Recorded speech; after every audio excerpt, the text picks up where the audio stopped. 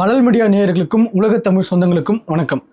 2000 ஆண்டுகளுக்கு முன்னாடி பழமையான ஒரு தமிழ் கல்வெட்டு எகிப்தில் மன்னர் பள்ளத்தாக்குன்ற ஒரு இடத்துல கிடைச்சிருக்கு. அதை பற்றி பாரின்ட்டு கேட்டு தெரிஞ்சுப்போம். வணக்கம்ண்ணா. வணக்கம். தமிழர்கள் பெருமைப்படுற அளவுக்கு ஒரு நிகழ்வு நடந்திருக்கு. மன்னர் பள்ளத்தாக்கு வேலி ஆஃப் த கிங்ஸில் எகிப்தில் பழமையான இடம். அதில் பார்த்தீங்கன்னா ஒரு கல்வெட்டு கிடைச்சிருக்கு. அது தமிழ் கல்வெட்டு, 2000 ஆண்டுகளுக்கு முன்னாடி பழமையான கல்வெட்டு. அதை பற்றி உங்களுடைய பார்வைன்னா அந்த கல்வெட்டில் என்ன இருக்குது? அதுக்கு போகிறதுக்கு முன்னாடி மற்றொரு மகிழ்ச்சியான நிகழ்வு, 4 லட்சம் சந்தாதாரர்கள் வள்ளல் மீடியாவுக்கு வந்திருக்கிறார்கள். தொடர்ச்சியாக நம்ம அறத்தை பேசுவதாலும் நெற்றிக்கண் திறப்பினும் குற்றம் குற்றமேங்கிறத நம்ம தொடர்ச்சியாக பதிவு செஞ்சு அதன்படி வாழ்ந்து வருவதாலும் நமக்கான ஒரு நம்பகத்தன்மை அடிப்படையில் அவங்க வந்திருக்கிறாங்க. ஸோ அவங்களுக்கு நம்ம தொடர்ச்சியாக உண்மையான கருத்துக்களையும் உண்மையான செய்திகளையும் கொடுப்போங்கிற ஒரு உத்தரவாதத்தை கொடுத்து விட்டு காணொலிக்குள்ளே போவோம். என்ன அப்படின்னா, ஒரு கல்வெட்டு கிடையாது, கிட்டத்தட்ட 40 கல்வெட்டுகளுக்கு மேலே கல்வெட்டுகள், புதிய கல்வெட்டுகளில் பிரதி எடுத்திருக்கிறாங்க. அந்த கல்வெட்டுகளில் 20க்கும் மேற்பட்ட கல்வெட்டுகள் பார்த்தீங்கன்னா தமிழி கல்வெட்டுகள். அதுக்கு போக ஒரு சில பிரகிருத கல்வெட்டுகள் இருக்குது, அவ்வளோதான். தமிழி கல்வெட்டுகளும் பிரகிருத கல்வெட்டுகளும் இருக்குது. இதோடைய காலம் அப்படின்னு சொல்லும் பொழுது கிபி 2, கிபி 3 அப்படிங்கிற மாதிரி வரையறுத்து தான் அந்த ஆய்வு அறிக்கை வெளியில் வந்திருக்கு. ஸோ நம்ம அது எல்லாத்தையுமே நம்ம பேசுவோம், என்னென்ன எப்படி என்ன அப்படிங்கிற பேசுவோம். இப்போ இதில் இந்த 20க்கும் மேற்பட்ட தமிழி கல்வெட்டுகள் கிடைக்கிறதன் மூலமாக ஒரு சில பிரகிருத கல்வெட்டுகளும் கிடைச்சிருக்குங்கிற அடிப்படையில் தமிழர்களுடைய ஆளுமை என்பது இந்த இந்திய துணை கண்டத்தில் இருந்து அதிகமாக இருந்திருக்கிறது. எகிப்து வரைக்கும் போய் அங்கே வணிகம் செய்திருக்கிறார்கள். அங்கே போய் கல்வெட்டு அடிக்கிற இடத்துல நம்மளுடைய மொழி அதிக இடங்களில் பதிவு செய்யப்பட்டிருக்குங்கிறதுக்கு ஒரு வலுவான சான்றாக இது அமையுது. அது மட்டும் இல்லாமல் உலக நாகரிகங்கள்லேயே பார்த்தீங்கன்னா எகிப்து நாகரிகத்தை ஒரு பெரிய நாகரிகமாக எல்லாரும் ஏற்றுக்கொள்வார்கள். சரிங்களா? அப்படி எல்லாரும் ஏற்றுக்கொள்ளக்கூடிய இந்த எகிப்திய நாகரிகத்தில் தமிழர்கள் அவர்களுக்கு இணையாக சென்று வணிகம் செய்து அவர்களுக்கு இணையாக இருந்திருக்கிறார்கள் என்பது ஒரு பெரிய அங்கீகாரம் தான் தமிழ் சமூகத்திற்கு. ஆனால் உண்மை என்னன்னா, அவர்களை விடவும் நம்ம மிஞ்சிய நாகரிகம், அவர்களை விடவும் நம்ம உயர்ந்த நாகரிகம்ங்கிறது காலத்தால் இன்னும் பல பேர் உணராமல் இருக்கிறாங்க. அது கடல் சார்ந்த இடங்கள்ல ஆய்வு செய்யும் பொழுது நமக்கான உண்மையான வரலாறு என்பது ஒரு காலம் நிச்சயம் வெளியில வரும்.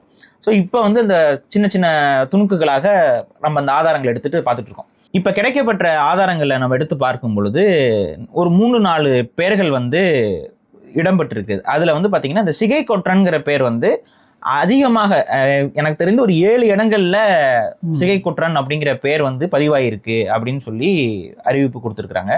அது போக சாத்தன்கிற பெயரும் பதிவாயிருக்கு. இன்னும் 2 சில தமிழ் பெயர்கள் அங்கே பதிவாயிருக்கு அப்படிங்கிறது சொல்றாங்க. இப்போ இதை வைத்து பார்க்கும் பொழுது உங்களுக்கே தெரியும், சாத்தன் அப்படிங்கிற அந்த பெயரை வைத்து பார்க்கும்போதும் அது வணிக சம்பந்தப்பட்டிருக்கு. ஆனால் இந்த சிகை கொற்றன் அப்படிங்கும் பொழுது என்ன அப்படிங்கிறதுல ஒரு நீண்ட நெடிய இது இருக்கு. காரணம்னா இந்த கொற்றன் அப்படிங்கிற பெயர் சங்க காலத்துல ஒரு காமனான ஒரு பெயரா இருந்திருக்கு. நிறைய பேர் கொற்றன்கிற பேரை வச்சிருக்கிறாங்க. இது தொழில் சார்ந்த பெயராகவும் இருந்திருக்கு.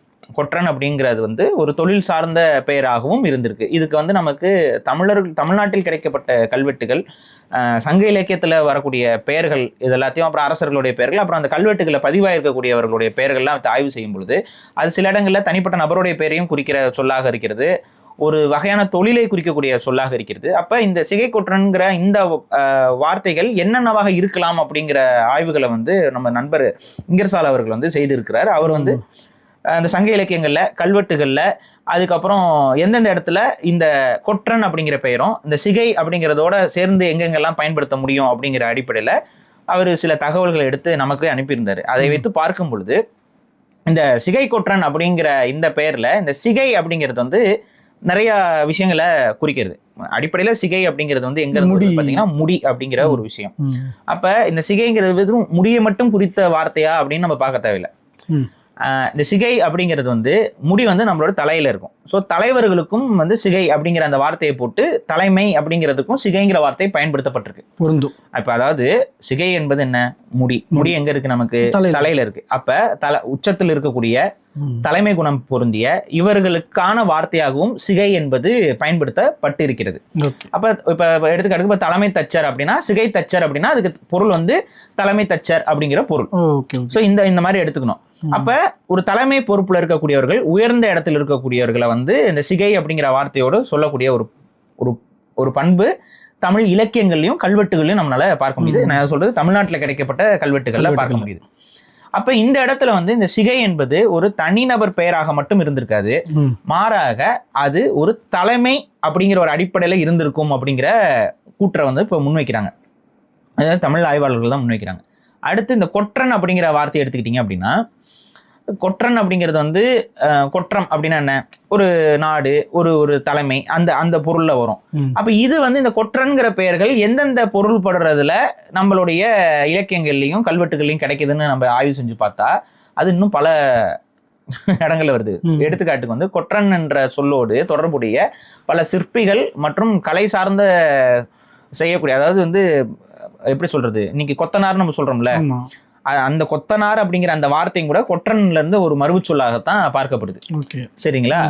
அப்ப இந்த கொற்றன் அப்படிங்கிறது வந்து சிற்பக்கலை தெரிந்த, கட்டிடக்கலை தெரிந்த நபர்களுக்கும் பொருந்தும்.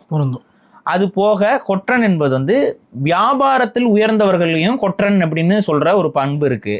அரசர்களுக்கும் சில இடங்கள்ல கொற்றன் அப்படிங்கிற பெயர்கள் வந்து இருக்கு. அப்ப அரசர்களையும் குறிக்கும், வியாபாரம் செய்யறவங்களையும் குறிக்கும், வந்து தச்சு வேலை செய்த சிற்பிகள், இந்த மாதிரியான கட்டிடக்கலை நிபுணர்கள், இவங்களையும் குறிக்கக்கூடிய வார்த்தையா இருக்கு.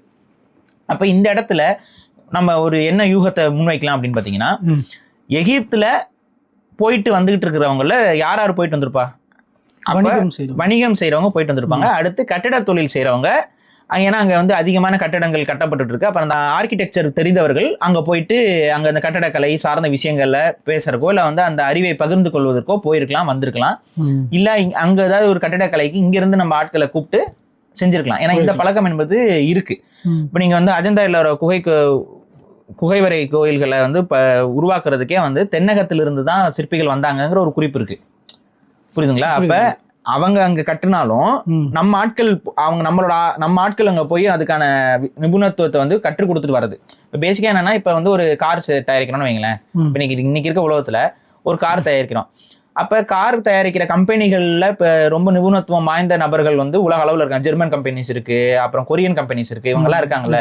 இப்ப இங்க இருந்து ஒரு நிபுணர் வந்து இங்க இருக்கக்கூடிய லோக்கல்ல இருக்கக்கூடிய கம்பெனிஸோட கோஆர்டினேட் பண்ணி அவங்களுடைய நாலேஜை ஷேர் பண்ணிட்டு ஒரு ஜாயிண்ட் வெஞ்சர்ல பண்றாங்கல்ல. இதே முறைமை வந்து ஆதி காலத்திலும் இருந்தது. அப்ப கட்டடக்கலையில சிறப்பான நாகரிகத்திலிருந்து கட்டட கலைஞர்கள் வந்து அந்த ஒன்னா அவங்க கட்டிய கலை அந்த கட்டடத்தை போய் பார்த்து அதன் சார்ந்த சிறப்புகளை வந்து தெரிந்து கொள்வதற்கும் வந்திருக்கலாம். இல்ல நம்மளுடைய கட்டடக்கலை சார்ந்த விஷயங்களுடைய நுணுக்கங்களை சொல்லிக் கொடுக்கவும் போயிருக்கலாம். சோ இது எப்படி என்ன அப்படிங்கிறது நமக்கு தெரியாது. ஆனா இந்த அடிப்படையிலையும் அங்க மக்கள் போயிட்டு வந்திருப்பாங்க. இப்ப இந்த சிகை கொற்றன் அப்படிங்கிறது கல்வெட்டுகள்ல அவங்களுக்கு கிடைக்கப்பட்டதுல 2 விஷயமா நீங்க பார்க்கணும். அங்க வந்து பாத்தீங்கன்னா எகிப்தை பொறுத்த வரைக்கும் இப்ப கல்வெட்டுனா நம்ம ஊர்ல எப்படி கல்வெட்டு இருக்கும், நீங்க வந்து கல்லை வெட்டி அதுக்குள்ள உள்நோக்கி இருக்கும், புரியுதுங்களா? ஆனா நீங்க எகிப்துடைய கல்வெட்டுகளை நீங்க பாத்தீங்க அப்படின்னா மேடா இருக்கும் அந்த வார்த்தைகள், நீங்க பாத்திருப்பீங்க.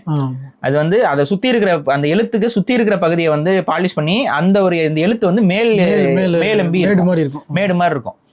ஸோ இதுல நீங்க பார்க்கும் பொழுது இவங்க இன்னைக்குமே தமிழ்நாட்டிலேயே இந்த சில ஊடகங்கள்லாம் என்ன சொல்ல ஆரம்பிச்சிட்டாங்கன்னா, அங்க போயிட்டு இப்ப நம்ம ஊருக்கு போறோம், ஏதாவது ஒரு டூரிஸ்ட் ஸ்பாட்டுக்கு போறோம், ரோஜா லவ்ஸ் ராஜா அப்படின்னு இந்த மாதிரிலாம் போட்டு அஞ்சலி லவ்ஸ் பஞ்சலி அப்படிலாம் கிறுக்கைங்க எழுதிட்டு வராங்கல்ல.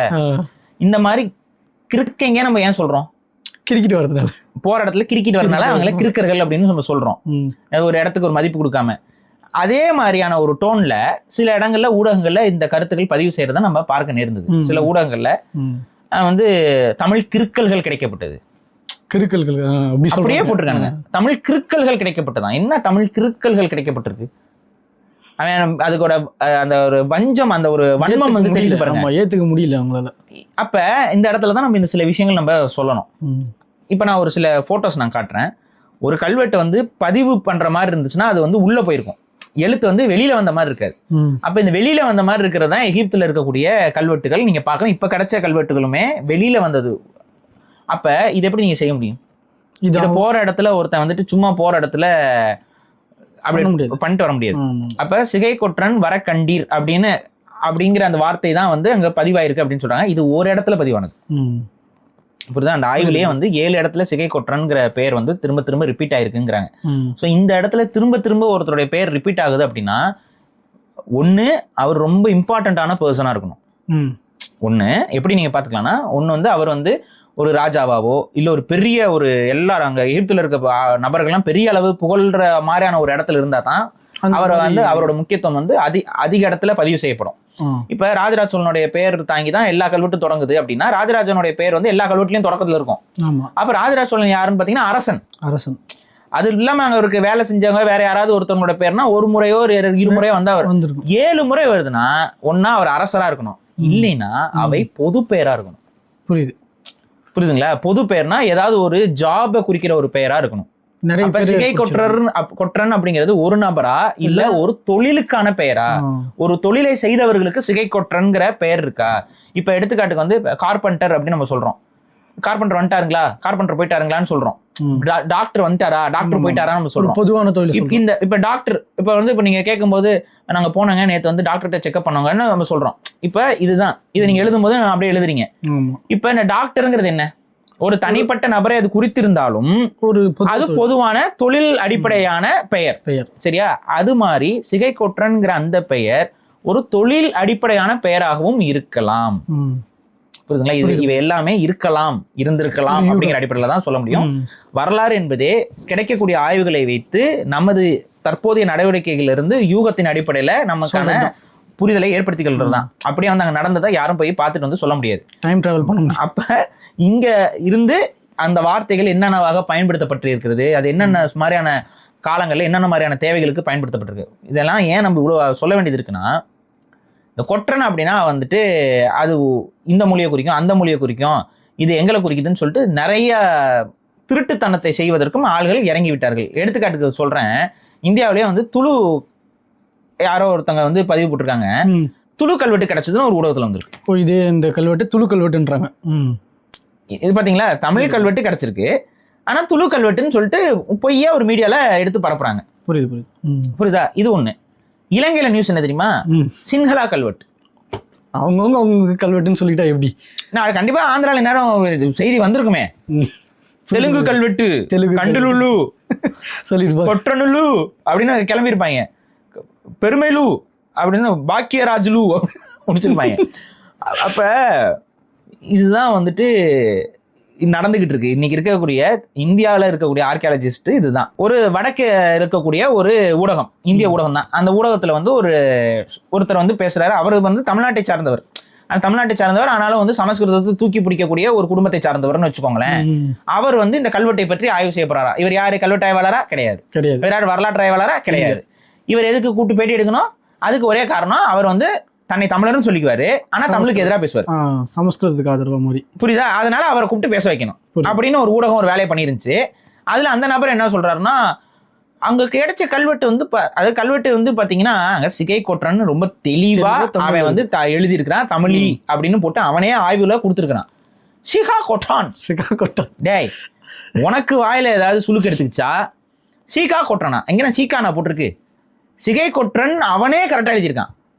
ஆனா நீ சீகா அப்படின்னு சொல்லிட்டு அது சான்ஸ்கிரிட் வார்த்தை அப்படின்னு சொல்றதுக்கு முயற்சி பண்றாங்க. இன்னொன்னு, அங்க வந்து நீங்க வந்து இது இந்திய கல்வெட்டா தான் பார்க்கணுமா? நாங்க ஏன் இந்திய கல்வெட்டா பார்க்கணும்? ஏண்டா, நீங்க வந்து மீனவர் செத்தா இந்தியர்களா பார்க்க மாட்டீங்க, தமிழரா பார்ப்பீங்க. மரம் வெட்ட போனவங்களை சுட்டு கொன்னா தமிழர்களா தான் பார்ப்பீங்க, இந்தியர்களா பார்க்க மாட்டீங்க. ஆனா கல்வெட்டு பெருமையெல்லாம் வரும்போது மட்டும் நாங்க இந்தியர்களா பார்த்துடணும். இன்னொரு தரப்பு வரலையே, திராவிடரை பார்க்கணும்னு சொல்லாம இருக்குது. வருவாங்க. சிகை கொற்றன் என்பவன் யார் என்றால் அவன் ஈவேராவின் பேரன். சொல்றதுக்கு வாய் கூசாம சொல்றாங்களா மட்டும் பாருங்க, சொல்லுவாங்க அவங்க. அது ஒரு குரூப், அது ஒரு நவீன ஆரியம் தானே அது. இது என்னன்னா, அந்த இதுல பாத்தீங்கன்னா அந்த நபர் வந்து அப்படியே வன்மமா தமிழுக்கு பெருமை இல்லைங்க அதை சொல்றதுக்கு, நானே தமிழன் தான், நான் தமிழ்நாட்டை சார்ந்தவன் தான், நான் தமிழன் தான், ஆனா நானே சொல்றேனே அது இந்திய கல்வெட்டு அப்படின்னு பேசுறாப்புல. புரியுது? அப்ப இந்தியா இருந்துச்சா? இல்ல. அப்ப எதுக்கு இந்திய கல்வெட்டுங்கிற? அதான் பெருமை வரும் பொழுதெல்லாம் அந்த பெருமையை உரிமை கொண்டாடுறது, ஆனா பிரச்சனை வரும்போதெல்லாம் நம்மள உதச்சி தள்ளுறது தொடர்ச்சியா பண்றாங்க. இதுதான் இவங்களுடைய நடவடிக்கை. அப்ப இந்திய கல்வெட்டு அதுல வந்து பாத்தீங்கன்னா அது வந்து தமிழ் கல்வெட்டு மட்டும் இல்ல. நீங்க வந்து பாத்தீங்கன்னா பிரகிருத கல்வெட்டு இருக்கு, சான்ஸ்கிரிட் கல்வெட்டு இருக்கு. பிரகிருத கல்வெட்டு இருக்குது. ஓகே, அது என்ன சான்ஸ்கிரிட்டுக்கு? சான்ஸ்கிரிட்டுக்கு எங்க எழுத்து வடிவம்? இதுக்கு பதில் என்ன? சான்ஸ்கிரிட் கல்வெட்டு இருக்கான். நீ பிரகிருதத்தை தான் சான்ஸ்கிரிட்னு கொஞ்ச நாளா உருட்டிக்கிட்டு இருக்காங்க. புரியுதா? சமஸ்கிருதம் என்பது பேசப்படாத மொழி. புரியுதுங்களா? இது அது இன்னொன்று கிடைக்கப்பட்ட அந்த வார்த்தை சம்ஸ்கிருட்னு சொல்லக்கூடிய வார்த்தையும் கூட புத்த மதம் சார்ந்த ஒரு வார்த்தையாகத்தான் பதிவாயிருக்குங்கிறது அது இன்னொரு சர்ச்சை. அது ஏன்னா சான்ஸ்கிரிட் ஆல்சோ இவங்களுடைய இது கிடையாது, அது புத்த மத பிக்குகள் உருவாக்கிய ஒரு மொழி தான். ஸோ இது இப்படி ஓரவைங்க இவங்க இந்த மாதிரி அவதூறை கிளப்பிட்டு இருப்பாங்க. ஆனால் அதிகமான கல்வெட்டுகள் தமிழ் கல்வெட்டுகள் தான் கிடைச்சிருக்கு. இன்னொன்னு இது மட்டும் இல்லை, இது ஒரு இடத்துல கிடைக்கப்பட்ட ஒரு ஆய்வறிக்கையை வச்சுக்கிட்டு நம்ம பேசிக்கிட்டு இருக்கோம். ஆனால் எகிப்துல இன்னும் பல இடங்கள்ல நம்மளே வந்து பாத்தீங்கன்னா முன்னாடி ஒரு சொல்லியிருப்போம், ஒரு இங்க இருந்து ஒரு இரும்பு உருக்காலையில இருந்து ஒருத்தர் போய் அங்க வந்து அரசரிடம் அனுமதி பெற்று ஒரு கல்வெட்டு அடிச்சு வச்சிருந்தாரு. அந்த கல்வெட்டுல பாத்தீங்கன்னா அது 3 மொழியில இருக்கும். அந்த கல்வெட்டு 3 மொழியிலும் ஒரே மெசேஜ். அந்த கல்வெட்டு மெசேஜை வச்சும் கூட இன்னைக்கு வந்து எகிப்து மொழியை அந்த கல்வெட்டு மெசேஜ் வச்சு படிக்கிறாங்க. அதுல வினோதத்தில் வினோதம் பாருங்க, ஒரு மொழி வந்து கிரேக்க மொழி. அடுத்து ஏன்னா வந்து இந்த அலெக்சாண்டர் இந்த காலகட்டத்துல அந்த எகிப்து ஆட்சி செஞ்சாங்களா, இந்த காலகட்டத்துல கிடைச்ச கல்வெட்டு அது. அதுல ஒரு வரி வந்து பாத்தீங்கன்னா அது ஒரு பத்தி வந்து கிரேக்க மொழியில இருக்கும், ஒரு பத்தி வந்து எகிப்திய மொழியில இருக்கும், இன்னொரு பத்தி வேற ஏதோ ஒரு மொழியில இருக்கு. ஓகேவா? இவங்க என்ன பண்றாங்க, அங்க ஆர்கியாலஜிஸ்ட் வந்து அதை ஆய்வு செய்யும் பொழுது ஒரு பத்தி வந்து கிரேக்க மொழியில இருக்குன்னா கிரேக்கத்தை படிக்கிறதுக்கு அவங்களுக்கு தெரியும். ஸோ கிரேக்கத்தை படிக்கும்போது மீனிங் வந்துருது. ஸோ அந்த கல்வெட்டுக்கு மீனிங் அவங்க கண்டுபிடிச்சிடறாங்க. இந்த வார்த்தைகளை வச்சு எகிப்து மொழியை அவங்க படிக்க தெரியாது, ஆனால் கிரேக்கத்தை படிக்க முடியும்ல. ஸோ அதை வச்சு இங்கே எகிப்து மொழிக்கான அந்த வார்த்தைகளை வச்சு அவங்க மொழியை வந்து கண்டறிகிற முயற்சி செய்கிறாங்க. இப்போ எடுத்துக்காட்டுக்கு விக்னேஷ் வந்து ரொம்ப நல்ல பையன் அப்படின்னு சொல்லி ஒரு பதிவு இருக்குது. அதையே வந்து கிரேக்க மொழியிலையும் எழுதியிருக்கேன், எகிப்து மொழியிலும் எழுதியிருக்கேன், வேற ஒரு மொழியிலும் எழுதியிருக்கேன். அப்படிங்கிற பட்சத்துல இது ரெண்டையும் வந்து ஒரு மொழி நமக்கு தெரியுது, படிக்க தெரியுது. அப்ப அங்க இந்த இடத்துல இருக்கிறது கிரேக்கத்துல விக்னேஷ் அப்படின்னா அந்த விக்னேஷ்ங்கிற வார்த்தைக்கு இங்க வந்து எகிப்துல இந்த எழுத்துல எழுதுறாங்க. புரிஞ்சுக்கலாமா? இதை வச்சு அந்த விக்னேஷ்க்கு வா என்ன வருது, இந்த அடிப்படையில இவங்க வந்து அந்த மொழியை ஆய்வு செய்யறாங்க. இதுல ஒரு மொழியை வந்து மூணாவது இருக்க ஒரு மொழியை வந்து கண்டுக்கவே இல்லை.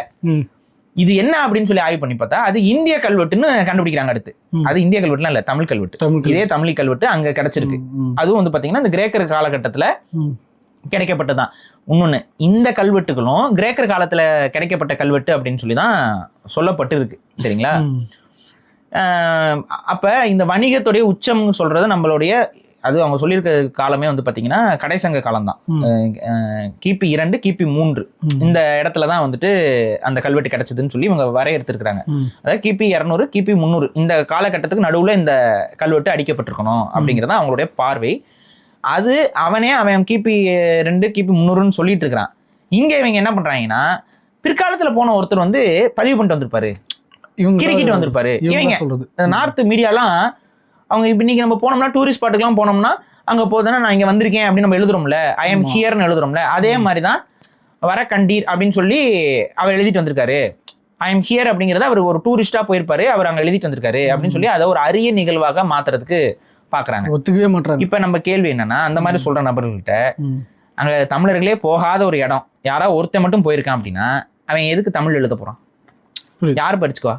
யாரும் படிக்க மாட்டாங்க. இவ்வளவுதானே. சரி, அப்படியே எழுதுனா அவன் ஒரு வரி எழுதுவான், 20 வரி எழுதிக்கிட்டு இருப்பான்.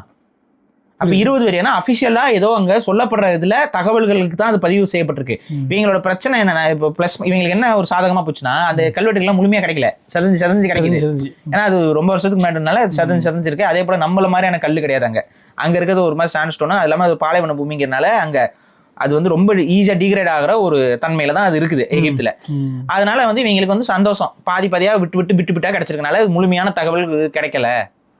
அதனால என்ன வேணாலும் சொல்லிக்கலாம், அதை ஆய்வு பண்ணா திரும்ப கிடைச்சிரும். அதை ஆய்வு பண்றாங்க, இப்ப கிடைச்சிருக்கிறத பதிவு பண்ணி உலகத்துக்கு அனௌன்ஸ் பண்றாங்க, அவ்வளவுதான். இந்த பெருமையும் கூட தமிழர்களுக்கு போய் சேரக்கூடாதுன்னு நீங்க தையத்தக்கன்னு நார்த் மீடியா ஃபுல்லா குதிக்குதுங்க, உள்ளடி வேலை பாக்குறேன். அப்ப அவங்களுக்கு என்னன்னா தமிழின் பெருமை இந்தியாவின் பெருமை இல்லை இவர்களுக்கு. புரியுதா? அதனாலதான் தமிழ் பெருமை என்று சொல்வதற்கு இவர்களுக்கு நாக்கு வரவில்லை. புரியுதுங்களா? இந்த இடத்துல வந்து பாத்தீங்கன்னா தமிழ் தான் மூத்த மொழி, தமிழ் தான் இந்தியாவில் ஒரு காலத்தில் கோலோச்சிய மொழிங்கிறதுக்கான முழுமையான ஆதாரங்கள் வந்து இன்னைக்கு எகிப்து நாட்டுல இருந்து நமக்கு கிடைக்குது, நம்ம நாட்டிலையும் கிடைக்குது. இதே போல இந்தியாவில கிடைக்கப்பட்ட அகழ்வாய்வு, இது வரைக்கும் பண்ண அகழ்வாய்வுல கிடைக்கப்பட்ட பொருட்கள்ல தமிழ் கல்வெட்டுகள் மட்டும் எடுத்துக்கிட்டீங்க அப்படின்னா இந்தியா முழுக்க Kashmir to Kanyakumari, north east, Gujarat, இதுக்கெல்லாம் நடுவுல கிடைக்கப்பட்ட கல்வெட்டுல கிட்டத்தட்ட 65% கல்வெட்டுகள் தமிழ் கல்வெட்டுகள். புரியுது, அவ்வளவு தூரம் பதிவு பண்ணியிருக்காங்க. கிடைக்கப்பட்ட மொத்தத்திலுமே 65% தமிழ் கல்வெட்டு தான். மிச்சம் எல்லா மொழியும் அந்த மிச்சத்துக்குள்ள வருது. தமிழ் மட்டுமே 65% இருக்கு அப்படின்னா புரிந்து கொள்ளுங்கள் யார் நாகரிகம் அடைந்தவர்கள், யார் வந்து வரலாற்றை பதிவு செஞ்சிருக்கா, யார் வந்து கல்வெட்டு அதிகமாக அடிச்சிருக்காங்கிறது வச்சே தெரியும். நம்ம தான் ஒரு எஸ்டாப்ளிஷ்டான சிவிலைசேஷனா வாழ்ந்திருக்கிறோம் இந்தியாவில் ஆரம்பத்தில். அதுக்கப்புறம் நம்மளை பார்த்து தான் கொஞ்சம் கொஞ்சமா மற்றவங்க எல்லாம் வந்து அது உள்ள அடாப்ட் ஆகிட்டு வந்திருக்கிறாங்க.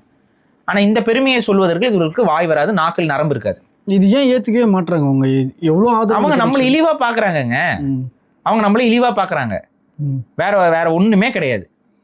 சரிங்களா? சரி, இப்ப இங்க இந்த எகிப்துக்கே வருவோம். அப்ப இந்த எகிப்துல இன்னைக்கு இந்த கிங்ஸ் வேலிங்கிறது, இதை நம்ம முன்னாடியே நம்ம இந்த எகிப்த் காலனி பார்க்கும்போது சொல்லியிருப்போம். இந்த கிங்ஸ் வேலிங்கிற இடத்துல தான் வந்து அரசர்கள் புதைக்கப்பட்டிருக்கிறார்கள். பிரமிடுக்குள்ள அரசர்கள் புதைக்கப்படவில்லை. புரியுதுங்களா? இந்த கிங்ஸ் வேலிங்கிற இடத்துல தான் புதைக்கப்பட்டிருக்காங்க. ஆனா ஒரு காமன் மிஸ்கன்செப்ஷன் என்ன அப்படின்னு பாத்தீங்கன்னா, பிரமிடுக்குள்ள மம்மி இருக்கும் அப்படிங்கிற ஒரு பார்வை என்பது ஒரு பார்வையா போயிருது. அது அரசர்களுக்காக கட்டப்பட்டதா? இன்னும் நான் சொல்றேன், பிரமிடு கட்டிய காலம் என்பது 5000 ஆண்டுகளுக்கு முன்பு. புரியுதுங்களா? இந்த கிங்ஸ் வேலி இதெல்லாம் கிடைக்கிறது வந்து பாத்தீங்கன்னா 3000 to 2000 இந்த காலகட்டத்தில். ஸோ அதுக்குள்ளேயே வந்து டைம் ஸ்கேல் டிஃபரன்ஸ் வந்து பெரிய அளவு இருக்கு. புரியுதா? பிரமிடுகள் வந்து 5000 ஆண்டு பழமையானது. அதனால தான் பிரமிடுகளை கட்டியவர்கள் யாரு என்னங்கிறதுக்கு நமக்கு இன்னைக்கு வரைக்கும் வந்து முழுமையான ஆதாரங்கள் கிடைக்கல. நம்ம யூகத்தின் அடிப்படையில் தான் எல்லாத்தையுமே சொல்ல வேண்டிய ஒரு கட்டாயம் இருக்கு. ஸோ அதனால அதெல்லாம் விவாதத்துக்குரியது. இப்ப இந்த கிங்ஸ் வேலியில கிடைக்கப்பட்ட கல்வெட்டுகள், பெரும்பான்மையான கல்வெட்டுகள் வந்து பாத்தீங்கன்னா அந்த 3000 to இந்த வருஷம் இப்ப இருந்து 3000 வருடங்களுக்கு முன்பு இருந்து நமக்கு இங்க கல்வெட்டுகள் கிடைக்குது. அதுல தமிழ் கல்வெட்டும் சேர்ந்தே கிடைக்குது. நான் அந்த போட்டோ நான் காட்டின மாதிரி அது வந்து பாத்தீங்கன்னா எம்பார்டர்ட்னு சொல்லுவாங்க. அதாவது வந்து இது வந்து பொறிக்கப்பட்டது இல்ல, மாறாக புடைக்கப்பட்டிருக்கு. புடைப்பு வேற, பொறிப்பு வேற. பொறிப்புனா குழி போல ஓட்ட போடுறது. புடைப்புங்கிறது வந்து மேடு. மேடாக்குறது ரொம்ப கஷ்டம். இப்ப நீங்க கோயில்ல வந்து கல்வெட்டு அடிக்கிறது சுலபமா இருக்கலாம், ஆனா புடைப்பு சிற்பம் செய்யறதுக்கு ஒரு நிபுணத்துவம் வேணும். அப்ப எழுத்துக்களே புடைப்பா கொண்டு வரதுக்கு இன்னும் நிபுணத்துவம் வேணும். அந்த நிபுணத்துவத்தோட தான் இந்த கல்வெட்டு பதிக்கப்பட்டிருக்கு. அப்படிங்கன்னா அதோட பொருள் என்னன்னா, அதுக்கு மேல இருக்கக்கூடிய எகிப்திய கல்வெட்டு எந்த காலகட்டத்தில் பொறிக்கப்பட்டதோ அதே காலகட்டத்தில் தான் இந்த வார்த்தைகளும் எழுதப்பட்டிருக்கும். புரியுது. அதுக்கப்புறம் வந்து எழுதல, அதுக்கப்புறம் போறவன் எழுதல, போனவன் போற இடத்துல குத்தி வச்சுட்டு வரல, இல்ல. அந்த கல்வெட்டு எப்ப பதிக்கப்படுதோ அதே காலகட்டத்தில் இவர்களுக்கும் முக்கியத்துவம் கொடுத்து இது உருவாக்கப்பட்டு வைக்கப்பட்டிருக்கு. யாரும் போயிட்டு பிரேக் எழுதிட்டு வரல. அந்த சென்டென்சஸ் ஃபுல்லா கம்ப்ளீட் ஆகாதனால நம்ம இஷ்டத்துக்கு எதையும் சொல்லிட முடியாது. கிடைக்கும், அது இந்த இடத்துல கிடைக்கலாம், இன்னொரு இடத்துல கிடைக்கும். ஸோ அதை ஆய்வு செஞ்சு பார்க்கும்பொழுது கிடைக்கும், அதுல மாற்றுக்கிறதே நமக்கு இல்லை. ஸோ இந்த ஒரு அவதூறை வந்து தொடர்ச்சியாக இந்திய ஊடகங்கள் செய்து, ரெப்யூட்டபிள் மீடியாஸ் வந்து இதை வந்து பொய்யா கிறுக்கிட்டு வந்துட்டாங்க. தமிழ் மீடியாவே சிலது வந்து கிடைத்த தமிழ் கிறுக்கல்கள்னு போட்டிருக்கான். புரியுது. சில ஊடகம் அப்ப இது வந்து ரொம்ப தப்பான ஒரு போக்கு. அது புடைப்புகளாக தான் நமக்கு அது கிடைச்சிருக்கு. ஸோ அதன் அடிப்படையில் பார்க்கும் பொழுது ஒரே காலகட்டத்தில், சம காலகட்டத்தில் மதிப்பு கொடுத்து அவைகள் எழுதப்பட்டிருக்குங்கிறதுல நம்ம உறுதியாக பார்த்துக்கலாம். ஸோ அந்த அடிப்படையில் நம்மளுடைய கணிப்பு என்ன அப்படின்னா, இங்கே கிடைக்கப்பட்ட இந்த கல்வெட்டு வந்து ஒரு வணிகருடைய கல்வெட்டாக இருப்பதற்கு வாய்ப்புகள் அதிகம். வணிக குழுக்கள் அதிகமாக எகிப்துக்கு போயிட்டு அங்கே வந்து சாம்ராஜ்யம், அதாவது அங்கே போயிட்டு நிறைய தொழில்கள் செஞ்சுருக்கிறாங்க, இங்கே வியாபாரம் செஞ்சுருக்காங்க, அங்கே வந்து பொருளாதாரம் சார்ந்த சில வணிகங்கள் செஞ்சுருக்கலாம். ஸோ அந்த அடிப்படையில் பார்க்கும் பொழுது சிகை கொற்றன் அப்படிங்கிறது வந்து ஒரு தலைமை வணிகருக்கான பெயராக இருந்திருக்கலாம், இல்லைன்னா ஒரு தலைமை தச்சருக்கான பெயராக இருந்திருக்கலாம். ஆனால் இது சிகை என்பது தலைமைக்கான ஒரு இது. கொற்றன் என்பது வந்து பார்த்தீங்கன்னா வணிகர்களோட பேராகவும் இருக்குது, அரசர்களோட பேராகவும் இருக்குது. அது கூடவே வந்துட்டு இந்த மாதிரி சிற்பிகளுடைய பெயர்கள்லையும் கொற்றன்னு தமிழ் இலக்கியங்களில் பதிவாயிருக்கு, கல்வெட்டுகளில் பதிவாயிருக்கு தமிழ்நாட்டில். அப்போ இந்த மூன்றும் இப்படி இருக்கனால நம்ம இந்த ரெண்டில் ஏதாவது ஒரு பாசிபிலிட்டி தான். கூட இருக்க கல்வெட்டில் கிடைக்கப்பட்ட மற்ற பெயர்களை வைத்து பார்க்கும் பொழுது சாத்தன் அப்படிங்கிற பெயர்லாம் கிடைக்கிறது. சாத்தன்கிறது ரொம்பவே தெளிவாக தெரியும் நமக்கு, அது தமிழர் வணிகர்களுடைய பெயர் தான் சாத்தன்.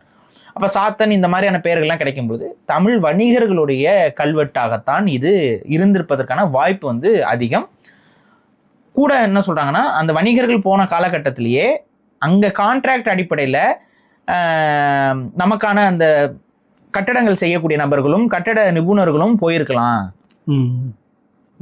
பேசிக்கா என்ன சொல்றாங்கன்னா, தலைமை கொத்தனாராக இது இருந்திருக்கலாம் அப்படிங்கிற ஒரு பார்வையும் இருக்கு. தலைமை கொத்தனாருங்கிறது தான் சிகை கொற்றன் அப்படிங்கிற பேர்ல இது சொல்லப்படுது அப்படிங்கிற ஒரு கான்செப்டை இதோட நம்ம பார்க்குறோம். ஓகே, இப்போ இது தமிழ் பிராமி கல்வெட்டுன்ற மாதிரி சொல்லிட்டு இருக்காங்க. தமிழி கல்வெட்டா தமிழ் பிராமி கல்வெட்டா? தமிழி கல்வெட்டு தான் நம்ம சொல்லணும். இது பிராமிங்கிறது வந்து ஆங்கிலேயர்கள் காலகட்டத்தில் இதற்கு வைக்கப்பட்ட பெயர். அந்த ஆங்கிலேயர்களும் எதன் அடிப்படையில் பெயர் வைக்கிறாங்கன்னா, இங்க இருக்க பிராமணர்கள் எங்களுடைய எழுத்து அப்படிங்கிற மாதிரி சொன்னதுனால அதற்கு பிராமின்னு போட்டு பேர் வச்சுட்டான். அது அந்த எழுத்துக்கு பேரு பிராமின்னு சொல்லி எங்கேயுமே பதிவு ஆகல. வெள்ளக்காரன் அவன் வைக்கிற பேர் அதுக்கு. புரியுதா? வந்து இப்ப பிரம்மம்னா என்ன? தொடக்கம் அப்படிங்கிற பொருள், உருவாக்குபவன் அப்படிங்கிற பொருள். ஸோ இது எழுத்துக்களின் தொடக்கம் அப்படிங்கறனால இது பிரம்மனோட பெயரின் அடிப்படையில பிராமி அப்படின்னு சொல்லி வச்சு விட்டுருக்காங்க. இதை யார் இந்த மாதிரி ஒரு கான்செப்ட்ல யார் பேர் வைப்பாங்கிறது உங்களுக்கே தெரியும். சரியா? அப்படிதான் இதுக்கு பேரை வந்து வச்சிருக்காங்களே ஒழிய இது தமிழ் பிராமி கல்வெட்டு அப்படிங்கிறதுக்கு எந்த விதமான இந்த எழுத்துக்களை இந்த பெயரை சொல்லித்தான் சொல்லணுங்கிற அவசியம் கிடையாது. அதனால தான் இதை தமிழி என்று சொல்வது சிறப்பாக இருக்கும். புரியுதுங்களா? இந்த நெட்டெழுத்துக்கள்னு சொல்லுவாங்க. இதை வந்து தமிழி என்று சொல்வது தான் சரியான பதம். ஸோ நம்ம வந்து தமிழி கல்வெட்டுகள் அப்படின்னு சொன்னா தான் அது நமக்கான அடையாளத்தையும் சரியா பாதுகாக்குது. ஏன்னா பிராமி அப்படிங்கும் பொழுது அது தப்பா போயிடுது. புரியுதுங்களா? பிராமிங்கிறது வந்து சொல்லக்கூடாது, தமிழின்னு தான் சொல்லணும். இப்போ கிறந்த எழுத்துக்களை கிரந்தம்னு சொல்றீங்க. கிறந்த எழுத்துக்கள்ல தமிழ் எழுதப்பட்டிருக்கு. நமக்கு இப்போ பல்லவர்கள் காலகட்டத்தில் கிடைக்கப்பட்ட கல்வெட்டுகள்ல பல கல்வெட்டுகள் வந்து கிறந்த எழுத்துல தமிழ் எழுதப்பட்டிருக்கும். இப்போ எப்படின்னா சிம்பிள். இப்போ ஆங்கிலத்தில் நீங்க எழுதுறீங்கல்ல, இப்போ ஆங்கிலத்தில் வந்து வாடா மச்சான் நல்லா இரு கி யா அப்படின்னு எழுதுறீங்கல்ல, VADA அது வாடான்னு படிக்கலாம், வடன்னு படிக்கலாம், படிக்கலாம். அப்ப இந்த மாதிரி ஒரு எழுத்துக்கூறு இருக்குல்ல, அதாவது ஈவேரா சொன்ன மொழி சீர்திருத்தம், மொழியை சீரழிப்பதை சீர்திருத்தம்னு அந்த நபர் சொல்லியிருப்பார்.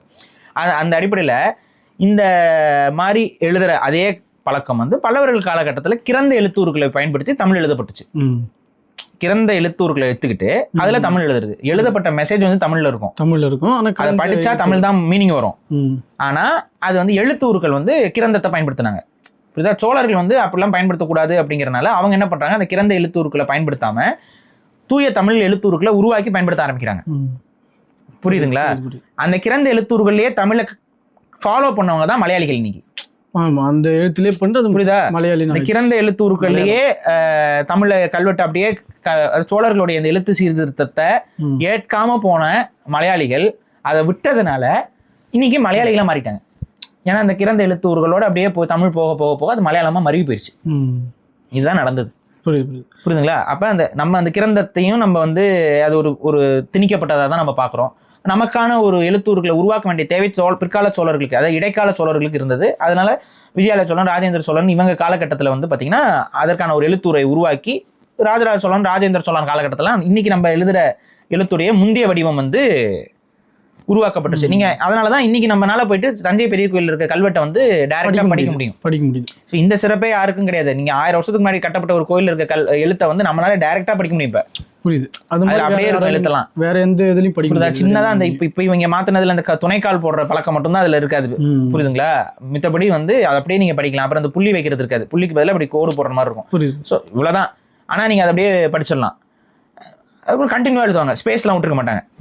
அந்த எழுத்து வந்து அப்படியே கண்டினியூவா வரும். அந்த பழக்கம் அப்படிதான் இருந்துச்சு. அப்புறம் இதெல்லாம் வந்து அப்புறம் அந்த நம்ம எழுத ஆரம்பிக்கிற காலகட்டத்தில், அதாவது எழுதுனா இந்த பிரிண்ட் பிரஸ், இந்த பிரிண்ட், அப்புறம் இந்த வெள்ளைக்காரர்கள் ஆங்கிலம் அந்த மொழி இதெல்லாம் வரும்போது இந்த ஸ்பேஸ் விட்டு எழுதுறது, இந்த கான்செப்ட் இதெல்லாம் கொஞ்சம் எழுதி வந்து உள்ள ஆட் ஆயிடுது. அப்ப நம்ம வந்து எக்காரணத்து கொண்டும் நம்ம வந்து இந்த பிராமி கல்வெட்டு அப்படிலாம் நம்ம சொல்லக்கூடாது. பிராமின்னு இவங்க சொல்றாங்க, எனவே அது தமிழி தான். தமிழ் மொழியை தான் அவங்க பிராமின்னு சொல்றாங்க. அது வந்து தமிழ் பிராமி அப்படின்னு சொல்லி இது பண்றாங்க.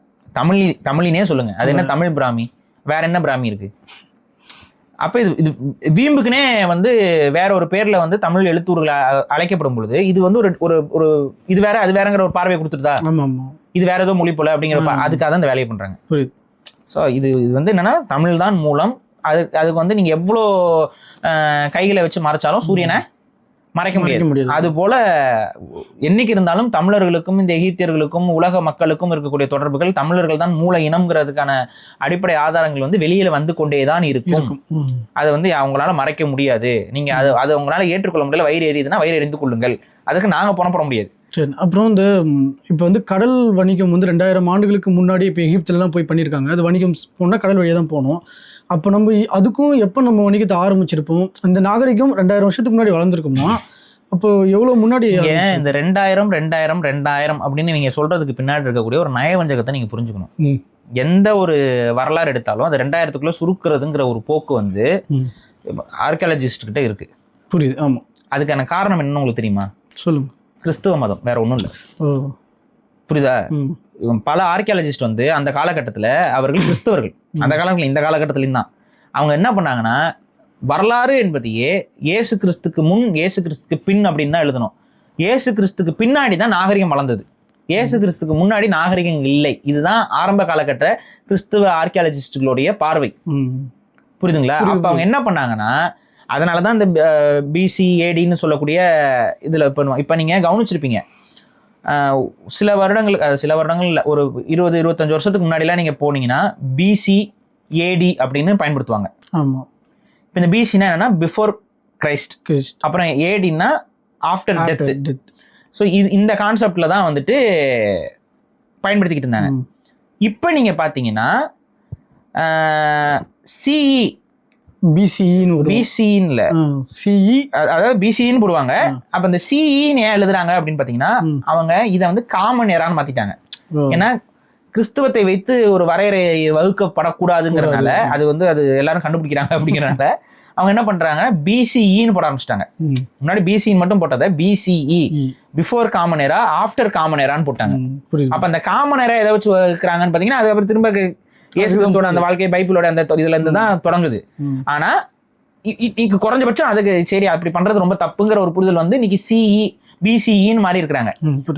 ஸோ இதுதான் இருக்கிற விஷயம். அப்ப இவங்களுக்கு உள்ள இருக்கக்கூடிய சப்கான்சியஸா இவங்க நினைக்கிறது என்ன அப்படின்னு பாத்தீங்கன்னா, கிறிஸ்தவத்துக்கு முந்தி வரலாறு இல்லை, அப்ரஹாமிக் மதங்களுக்கு முந்தி வரலாறு இல்லை. புரியுதா? கிறிஸ்தவம் மட்டும் இல்லை, இதுக்குள்ள இஸ்லாமும் அடக்கம், இதுக்குள்ள வந்துட்டு இதுவும் அடக்கம். அப்போ வந்துட்டு நான் ஒன்று பார்க்குறேன், ஒரு கமெண்ட்டு அது யார் என்னன்னு தெரியல, தமிழில் தான் டைப் ஆயிருக்கு. வந்து இதெல்லாம் பிற்காலத்தில் யாரோ போய் கிறுக்கி வைத்துவது போல் தெரிகிறது அப்படின்னு ஒருத்தர் கமெண்ட் பண்ணி வச்சிருக்காங்க. ஒரு நியூஸ் சேனலில் அந்த வீடியோ போடுது, அந்த வீடியோ கீழே ஒரு கமெண்ட்டு, இது பிற்காலத்தில் யாரோ போய் எழுதி வைத்தது போல் தான் தெரிகிறது. இந்த காலத்துல மாதிரி ஏதோ பேனாவா இருக்குது எழுதி வைத்து, கல்வெட்டுனா எவ்வளவு கஷ்டம். கல்வெட்டுங்கிறதுங்கிறத கடந்து இது வந்து அதை பார்த்தாவே தெரியுது, மேடா இருக்கு, அது புடைப்பா இருக்கிற ஒரு விஷயத்த வந்து எப்படி நீ போய் பண்ணிட்டு வருவ? பண்ணி காமிக்க சொல்லுங்க, நம்ம அப்புறம் நம்ம புடைப்பு. இப்ப நீங்க ஒரு எழுத்து புடைப்பாக்க பண்ணிட்டாங்க, அதுக்கு பின்னாடி நீங்களும் புடைப்பா பண்ணீங்கன்னா அது பள்ளமாயிராதா? புரியுது. பண்ண முடியாதுல்ல, ஒரு லேயர்ல இருந்து அடுத்த லேயருக்கு பண்ண முடியாதுல்ல. அப்ப அது ஒரே டைம்ல எழுதப்பட்டதுங்கிறது தானே. ஆக்சுவலா அந்த புடைப்பு எழுத்துக்கள் வருவதற்கான காரணமே இதுதான். யாரும் வந்து பிற்காலத்துல வந்து ஒரு அதை வந்து சிதைக்க கூடாதுன்னு மட்டும் இல்ல, பிற்காலத்துல வந்து வேற மெசேஜ் கீழே எழுதிடக்கூடாதுங்கிறதுக்காகத்தான் புடைப்பா எழுதுறது. இல்லைன்னா ஈஸியா எழுதுறதை விட்டுவிட்டு எதுக்கு இவ்வளவு கஷ்டப்பட்டு எழுத போறான்? அவன் நோக்கம் என்னன்னா, இந்த மெசேஜ் வந்து செய்யக்கூடாது, இந்த மெசேஜ் அவனும் மாத்தி எழுதிடக்கூடாது. அப்ப அதுக்கு வந்து ஏமாத்த முடியாம இருக்கணுங்கிறக்காக தான் புடைப்புல எழுதுறான். அந்த மாதிரி வேற யாராலும் இப்ப நீங்க புடைப்புல, இப்ப ஃபார் எக்ஸாம்பிள் ஒரு லேயர்ல வந்து புடைப்புல எழுதிட்டீங்க. இப்ப புடைப்புல எழுதினதுக்கு அப்புறம் அது மித்த எல்லாமே வந்து பிளைனா இருக்கும், கீழே பிளைனா இருக்கும், மேடாக இருக்கும் எழுத்து. இப்ப இன்னொரு எழுத்து நீங்க மேடா கொண்டு வர முடியுமாங்கன்னா கொண்டு வர முடியும். அப்ப என்ன ஆகும்னா, திரும்ப ஒரு லேயரை வந்து வெட்டி நீங்க எடுத்து தான் பண்ண முடியும். அப்ப இந்த லேயருக்கும் பள்ளம் விழுந்துரும், பள்ளம் விழுந்துரும். அப்ப ஆட்டோமேட்டிக்கா இது முன்னாடி இது பின்னாடிங்கிறதும் தெரிஞ்சிடும். ஸோ இதுக்காக தான் அவ்வளோ கஷ்டப்பட்டு யாரும் இந்த மெசேஜை திருத்தக்கூடாதுங்கிறக்காக தான் அவன் எப்படி எழுதுறான். இப்ப ஒரே சமதளத்துல இந்த எழுத்துக்கள் வருதுன்னா சமகாலத்தில் எழுதப்பட்டதுதான். புரியுது. அதை வந்து ஒரே நேரத்துல எவன் இதை எழுதுனானோ அவனே தான் இதை எழுதியிருக்கணும். புரியுது. அப்படி இருக்கும் பொழுது இது எவ்வளவு ஒரு கூசாம வந்து இப்படி பேசுறானுங்க பாருங்க. கீழே கமெண்ட், என்னதுக்கு இந்த சிந்தனை? அந்த அளவுக்கு தான் புரிதல் இருக்குது அவங்களுக்கு. அவங்கள எல்லாரும் நான் தான் சொல்றேன்ல, இந்த மதவாதிகளை பொறுத்த வரைக்கும், இது பொதுவாகவே மதவாதிகளை பொறுத்த வரைக்கும் அவங்களுடைய மத புத்தகங்களை தவிர்த்து வேற எதுவுமே வரலாறு கிடையாதுன்றது புரியுதா? அப்ப இந்த மத புத்தகங்களுக்கு முந்தைய காலகட்டத்துல எதுவுமே இல்லைங்க, மனுஷன் உலகமே இல்லை, அங்க நாகரிகம் கிடையாது, பண்பாடு கிடையாது, அது இல்லை அப்படிங்கிற ஒரு பிளைண்ட் பிலீஃப் வந்து இவங்க வச்சுக்கிட்டு இருக்காங்க. இது வந்து சாமானியர்களுக்கு மட்டும் கிடையாது, இது வந்து எந்த அளவுக்கு பாதிப்புக்குள்ள இருக்குன்னா பெரிய பெரிய ஆர்கியாலஜிஸ்டுக்குமே இது மண்டைக்குள்ள ஓடிட்டு இருக்கு. அதனால என்ன பண்றாங்கன்னா, நீங்க உலகத்துல எந்த வரலாறு பெருசா கிடைச்சாலும், இப்ப ஒண்ணு நீங்க பாருங்க, கார்பன் டேட்டிங். இப்ப கார்பன் டேட்டிங் முறையில சர்வசாதாரணமா பூம்புகார்ல கிடைக்கப்பட்ட பொருட்கள் அவைகள் 15,000 ஆண்டுகளுக்கு முந்தையதாக கிடைக்குது கார்பன் டேட்டிங் முறையில. புரியுது. இரும்பு தொழில்நுட்பமே நமக்கு வந்து பாத்தீங்கன்னா 3000 4000 போகுது. புரியுதா? கார்பன் டேட்டிங்ல தான் பாக்குறாங்க. இப்ப கார்பன் டேட்டிங்கிறது ஒரு அறிவியல் முறை.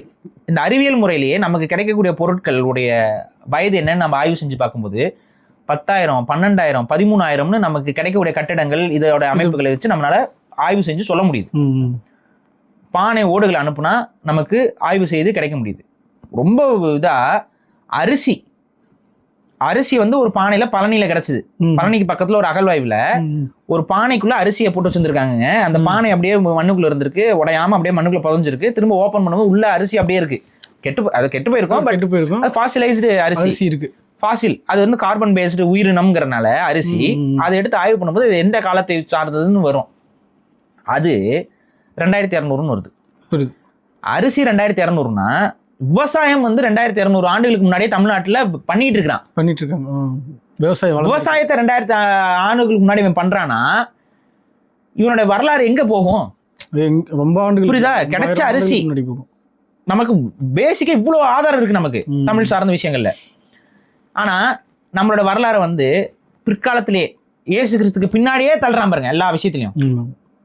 அப்ப இது வந்து கண்டிப்பா இது வந்து என்னன்னா, அந்த ஒரு எந்த கும்பல் வந்து இந்த உலகத்துக்கு இப்படிதான் வரலாறு இதுதான் அப்படிங்கறத நிறுவனம்னு நினைக்கிறாங்களோ அவங்க வந்து இதை தொடர்ச்சியா பண்ணிக்கிட்டே இருக்காங்க. இதையும் நம்ம வந்து ஏற்கல. இந்த காலங்கள் இதெல்லாம் வந்து இன்னைக்கு ஒரு ரெஸ்ட்ரிக்ஷன் வச்சு பின்னாடி தள்ளிட்டே இருக்கிறாங்க. அது ஆமா, உண்மையான காலன்றது எங்கேயோ இருக்கும். அதனாலதான் அவங்களால சில விஷயங்களை வந்து ஏற்றுக்கொள்ள முடியல. ரொம்ப வருஷம் 5000 ஆண்டுலாம் சொல்றதுக்கு உங்களுக்கு வந்து வாய் கூசுது. இப்ப தொல்காப்பியத்துடைய காலம் வந்து 5000 அப்படின்னு சொல்லி அறிஞர் குணா அவர்கள் நிறுவுறாரு. தொல்காப்பியத்துல சொல்லப்படுற சில கோள்களுடைய இருப்புகளை வைத்து, சயின்டிபிக்கல் மெத்தட், தொல்காப்பியத்துல பதிவாயிருக்கக்கூடிய கோள்களுடைய இருப்புகளை வைத்து அந்த கோள்கள் அந்த நட்சத்திரங்கள் எந்த காலகட்டத்தில் அந்த இடத்துல இருந்திருக்குங்கிறத கம்பேரிட்டிவ் பண்ணி பார்க்கறதுல அது 5000 வருஷத்துக்கு முன்னாடி வருது. அப்ப அவருடைய அந்த ஆய்வுல தொல்காப்பியத்தின் காலம்ங்கிறத வந்து 5000 ஆண்டுகளுக்கு முன்னாடி வைக்கிறாரு. இது வந்து பொது சமூகம் ஏத்துக்குதா? ஏத்துக்க மாட்டேது. தொல்காப்பியத்தையே 2000 ஆண்டுகளும் பின்னாடி தான் தள்ளுறாங்க. புரியுதா? ஒரு 3000 வருஷத்தை கட் பண்றாங்க. புரியுது. இதுதான் வந்து தமிழர்களுக்கு இருக்கக்கூடிய பாதிப்பு. அது ஆனா ரொம்ப நாளைக்கு நிக்காதுன்னு வைங்களேன். எப்பவுமே பொய்கள் நிலைக்காது. உண்மை வந்து தன்னை வெளிக்காட்டி கொள்ளும். உண்மை இன்றெல்லாலும் என்றாவது ஒரு நாள் உண்மை வந்து நிலைச்சு நிற்கும். அந்த அடிப்படையில் தமிழுடைய அந்த வரலாறு, தமிழர்களுடைய தொன்மை என்பது உலகத்தவர்களால் இன்றில்லினாலும் என்றாவது ஏற்றுக்கொள்ளப்படும். அது ஏற்றுக்கொள்ளும் வரை இந்த மாதிரி சில நிகழ்வுகள் நடக்கும் பொழுது ஏற்றுக்கொள்ளாதவர்களுக்கு ஒரு வைத்தறிச்சலும் இருக்க தான் செய்யும். வயிறு எரிந்து கொண்டால் எரிந்து கொள்ளுங்கள். ஆனால் உங்களுடைய வைத்தறிச்சல் என்பது தமிழுக்கு எந்தவித தீங்கையும் ஏற்படுத்தாது, தமிழர்களையும் எந்த விதத்திலும் பாதிக்காது. இப்போ இந்த கல்வெட்டு கிடைக்குது, தமிழருடைய இந்த பெருமையான இந்த தகவல்கள்லாம் ஓரளவுக்கு உலக தமிழர்களுக்காவது தெரியுது, தமிழ்நாட்டு தமிழர்களுக்கு அதுவும் தெரிய மாட்டேங்குது, போய் சேர மாட்டேங்குது. இன்னும் உலக பொதுமக்கள்கிட்ட நம்ம எப்படி இதை கொண்டு போய் சேர்த்து ஏற்றுக்க வைக்கிறது? அதில் எப்படி இல்லை, உலக அளவில் ஆய்வு செய்பவர்கள் படிப்படியாக வந்து தெரிந்து கொள்கிறார்கள். தெரியாமலாம் இல்லை அவங்களுக்கு. இப்போ நீங்கள் ஒரு விஷயம் புரிஞ்சுக்கணும். இப்போ யார் போய் அட்வொகேட் பண்ணுறது?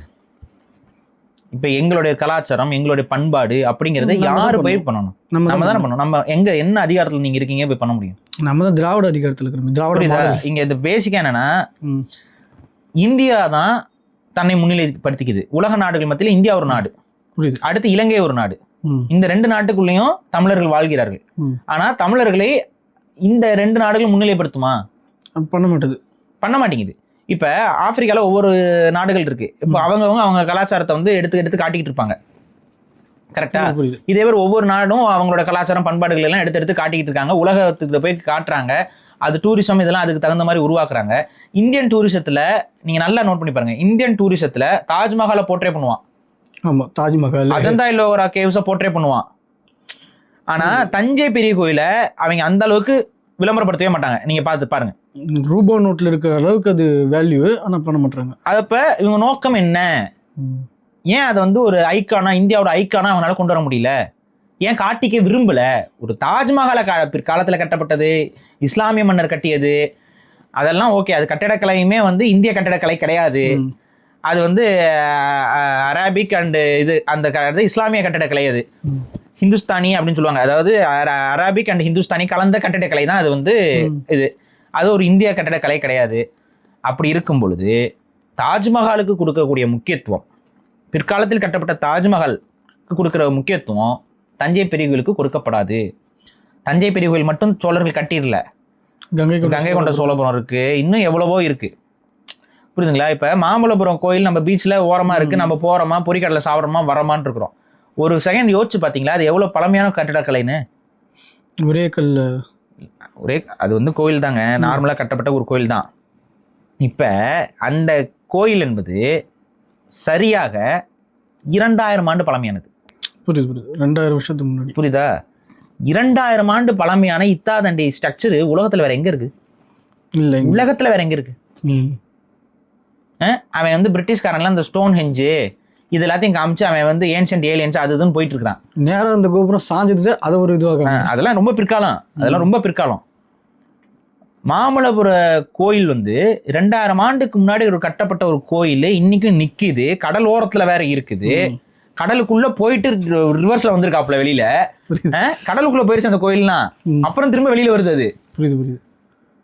அந்த அளவுக்கு ஒரு இது இயற்கை சீற்றத்தையும் கடந்து அந்த ஊர் இருந்திருக்கு, அந்த நாகரிகம் இருந்திருக்கு. இன்னைக்கும் பல்லவர்கள் பயன்படுத்திய அந்த என்ன சொல்றது லைட் ஹவுஸ், அந்த லைட் ஹவுஸ் பல்லவர்கள் பயன்படுத்திய லைட் ஹவுஸ் இன்னைக்கும் இருக்குது. நீங்க இப்ப புதுசா இருக்க லைட் ஹவுஸ் இருக்கும், அதுக்கு பக்கத்துல பாத்தீங்கன்னா பல்லவர்கள் காலகட்டத்தில் லைட் ஹவுஸ் இருக்கு. அது வந்து மண்டபம் நினைச்சுக்க, மண்டபம் கிடையாது. அது வந்து அன்னைக்கு அங்க வந்து நெருப்பு எரிப்பாங்க. அது வந்து இது துறைமுகத்துக்கு வழி சொல்ற வழியா இருக்கு. இப்ப இவ்வளோ விஷயங்கள் இருக்கக்கூடிய இந்த மாதிரியான ஒரு பழமையான பகுதி எந்த அளவுக்கு இந்தியன் டூரிசத்துல முன்னிலைப்படுத்தப்படுகிறது? வெளிநாட்டுல இருந்து வரவங்க நிறைய பேருக்கு இது தெரியாது. நிறைய பேர் நீங்க இன்னைக்கும் பாருங்க, வெளிநாட்டு டூரிசத்துல இருந்து வரவங்க இந்தியாவோட கல்ச்சரை தெரிஞ்சுக்கணும்னு வரவங்களும் கூட அதிகமா வந்து தமிழ்நாட்டுக்கு இப்ப வராங்க கொஞ்சம் கொஞ்சமா. இப்ப இந்த சோசியல் மீடியா டெவலப் பண்ணதுக்கு அப்புறம். ஆனா ஒரு இப்ப இந்த 5 வருஷத்துல அதிகரிச்சிருக்கு. ஆனா ஒரு 10 வருஷத்துக்கு முன்னாடி போய் பாருங்க, அந்த அளவுக்கு இல்ல, வர மாட்டாங்க. டூரிசம் வந்து அந்த அளவுக்கு இது பண்ணல.